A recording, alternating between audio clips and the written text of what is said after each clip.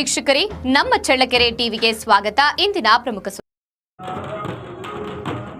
ಪ್ರತಿಯೊಬ್ಬರೂ ಸಂಕುಚಿತ ಮನೋಭಾವ, ಸಂಕುಚಿತ ಮನಸ್ಸು ಹಾಗೂ ಸಂಕುಚಿತ ದೃಷ್ಟಿಕೋನದಿಂದ ಹೊರಬಂದಲ್ಲಿ ಮಾತ್ರ ಅಭಿವೃದ್ಧಿ ಹೊಂದಲು ಸಾಧ್ಯ ಎಂದು ಶಾಸಕ ಎನ್.ವೈ. ಗೋಪಾಲಕೃಷ್ಣ ತಿಳಿಸಿದ್ದಾರೆ.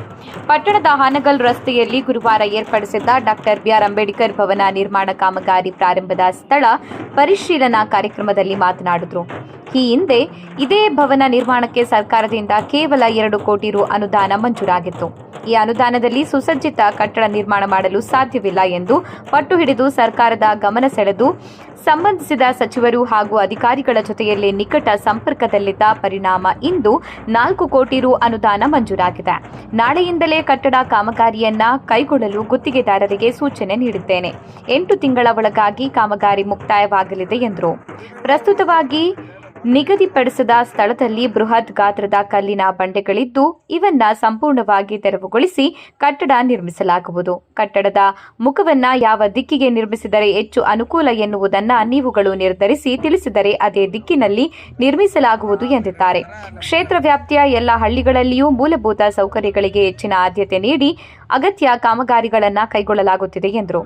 ಪಟ್ಟಣ ಪಂಚಾಯಿತಿ ಮಾಜಿ ಅಧ್ಯಕ್ಷ ಜಿ. ಪ್ರಕಾಶ್ ಮಾತನಾಡಿ, ಶೋಷಿತ ಸಮುದಾಯಗಳ ಏಳಿಗೆಗೆ ಸದಾ ಸ್ಪಂದಿಸುವ ಶಾಸಕರು 7-8 ತಿಂಗಳ ಹಿಂದೆ ಮಂಜೂರಾಗಿದ್ದ 2 ಕೋಟಿ ರು ವೆಚ್ಚದ ಅಲ್ಪ ಅನುದಾನದಲ್ಲಿ ಅಂಬೇಡ್ಕರ್ ಭವನ ನಿರ್ಮಿಸಬಾರದು ಎನ್ನುವ ಉದ್ದೇಶದಿಂದ ಪ್ರಸ್ತುತವಾಗಿ 4 ಕೋಟಿ ರು ಅನುದಾನ ಬಿಡುಗಡೆ ಮಾಡಿಸಿ ಸುಸಜ್ಜಿತ ಕಟ್ಟಡ ನಿರ್ಮಿಸಲು ಮುಂದಾಗಿದ್ದಾರೆ. ಇವರಿಗೆ ಸಮುದಾಯದ ಪರವಾಗಿ ಅಭಿನಂದನೆ ಸಲ್ಲಿಸಲಾಗುವುದು ಎಂದಿದ್ದಾರೆ.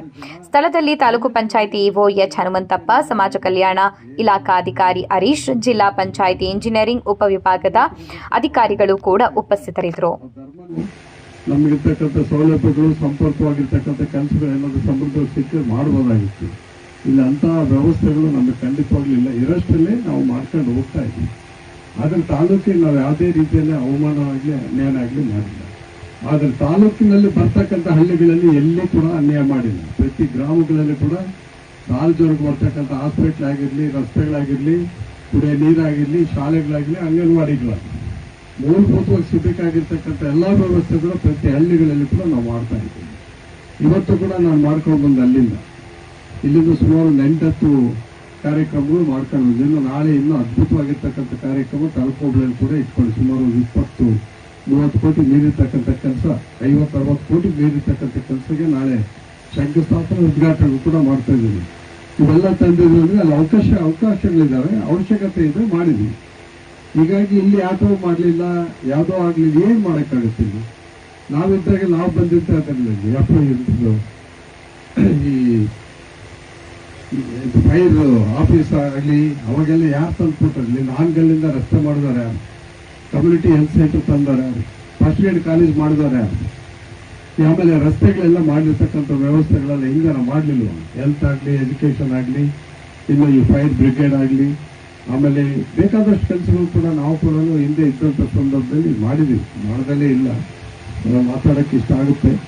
ಇವತ್ತೇನು ಉದ್ದೇಶ ನನಗೆ ಬಂದಿರತಕ್ಕಂಥದ್ದು 2 ಕೋಟಿ ಕೊಟ್ಟಿದ್ರು, 4 ಕೋಟಿ ಹೇಳಿ 1.5 ಕೋಟಿಯಲ್ಲಿ ದುಡ್ಡು ಕಟ್ಟಕ್ಕಾಗೋದಿಲ್ಲ, ನೀವು ದುಡ್ಡು ಕೊಡೋವರೆಗೂ ನಾನು ಮಾಡಲ್ಲ ಅಂತ ಹೇಳ್ಬಿಟ್ಟು ನಾನು ಹೋರಾಟ ಸುಮಾರು 1 ವರ್ಷ 6 ತಿಂಗಳು ಅಲ್ಲಿಂದ ಹೋರಾಟ ಮಾಡಿ ಸಂಬಂಧಪಟ್ಟ ಇಲಾಖೆಗಳು ಮತ್ತು ಮಂತ್ರಿಗಳ ಹತ್ರ ಸುತ್ತಾ ದಿವಸ 25 ಸಾರಿ ಓಡಾಡಿ ನಾವು ನಿಮ್ಮೆಲ್ಲರ ಪರವಾಗಿ ಅವ್ರ ಕಾಲಿಗೆ ಬಿದ್ದು ನಮಸ್ಕಾರಗಳು ಮಾಡಿ, ಇಲ್ಲ ನಾನು 4 ಕೋಟಿ ಹೇಳಿದ್ರು, 4 ಕೋಟಿ ಬೇಕೇ ಬೇಕು ಅಂದರೆ 4 ಕೋಟಿ ಅಡ್ಮಿನಿಸ್ಟ್ರೇಟಿವ್ ಅಪ್ರೂವಲ್ ಸಿಕ್ಕಿದೆ ನಮಗೆ.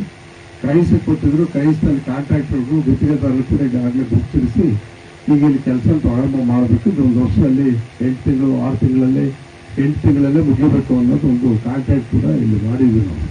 ಹೀಗಾಗಿ ಆ ದುಡ್ಡು ತರಲಿಕ್ಕೋಸ್ಕರ ನಾನು ಇಷ್ಟೊಂದು ವಿಳಂಬ ಮಾಡಿದ್ವಿ. 1.5 ಕೋಟಿ ಕಟ್ಟೋದಾದ್ರೆ ಯಾವತ್ತೂ ಮಾಡಿಬಿಡ್ತಾ ಇತ್ತು. ಅದಕ್ಕೋಸ್ಕರ ನಾನೇ ತಡೆ ಹಿಡಿದೆ, ಪೂಜೆ ಮಾಡಿಬಿಟ್ಟಿದ್ದೀನಿ. ಈಗ ಅದ್ರ 1.5 ಕೋಟಿ ಪ್ರಾರಂಭ ಮಾಡಿದ್ದೀನಿ, ಬಿಲ್ಡಿಂಗ್ ಆಗೋದಿಲ್ಲ. 1.5 ಕೋಟಿಗೆ ಮಾಡಿರ್ತಕ್ಕಂಥ ಪ್ಲಾನ್ಗೆ ಅಷ್ಟೇ ನಿಲ್ಲುತ್ತೆ. 4 ಕೋಟಿಗೆ ಹೊಸ ಪ್ಲಾನ್ ಆಗಬೇಕು ಅಂತ ಮಾಡೋದಕ್ಕೆ ಇದು ವಿಳಂಬ ಆಗಿದೆ. ದಯವಿಟ್ಟು ಕ್ಷಮಿಸಿ. ಬೇರೆ ಉದ್ದೇಶ ಯಾವುದೂ ಇಲ್ಲ, ಇಲ್ಲಿ ಬೇರೆ ಅರ್ಥನೂ ಯಾರು ಕಲ್ಪಿಸುವಂಥ ಅವಶ್ಯಕತೆ ಇಲ್ಲಿಲ್ಲ. ಆಮೇಲೆ ನಾನು ಬೇರೆ ವಿಚಾರದಲ್ಲಿ ನಾನು ಏನು ಮಾತಾಡೋಕ್ಕೆ ಹೋಗಲ್ಲ. ಇವತ್ತು ಅಸೆಂಬ್ಲಿ ನಡೀತಾ ಇದ್ದನು, ನನಗೆ ಅಸೆಂಬ್ಲಿ ಅದಕ್ಕಿಂತ ಮುಖ್ಯವಾಗಿ ನನಗೆ ಬೇಕಾಗಿದ್ದಾಗ ಇಲ್ಲಿರ್ತಕ್ಕಂಥ ಕಾರ್ಯಕ್ರಮಗಳು ನಾನು ಹಿಂದೆ ಮಾತು ಕೊಟ್ಟಿದ್ದೇನೆ. 13ನೇ ತಾರೀಕು ಮಾಡಬೇಕು ಅಂತ ಸಂಕಲ್ಪ ಮಾಡಿದ್ದ ಕಾರಣ ಇವತ್ತು ಪ್ರಾರಂಭಿಕವಾಗಿರ್ತಕ್ಕಂಥ ಶ್ರಾವಣದ ಒಂದು ದಿನ ವೇಳೆ ಅವಕಾಶದ ದಿನ ಮತ್ತು ಒಳ್ಳೆ ಶುಭ ದಿನಗಳು ಕೂಡ ಇದೆ. ಹೀಗಾಗಿ ಜಾತಿ ಜನಾಂಗದವರು ಕಟ್ಟಡ ನಾವು ನಿರ್ಮಾಣ ಮಾಡ್ತಕ್ಕಂಥ ಪ್ರತಿಯೊಬ್ಬರು ಕೂಡ ಭಗವಂತ ಒಳ್ಳೆ ಬುದ್ಧಿ ರೂಪದಲ್ಲಿ ಕಟ್ಟಡದಿಂದ ಆದರೂ ನಿಮ್ಗೆ ಒಳ್ಳೆ ಒಳ್ಳೆ ಕೆಲಸಗಳೆಲ್ಲ ಮುಗಿಲಿ ಅಂತ ಹೇಳ್ಬಿಟ್ಟು ಆ ಒಂದು ಆಶಾದಾಯಕ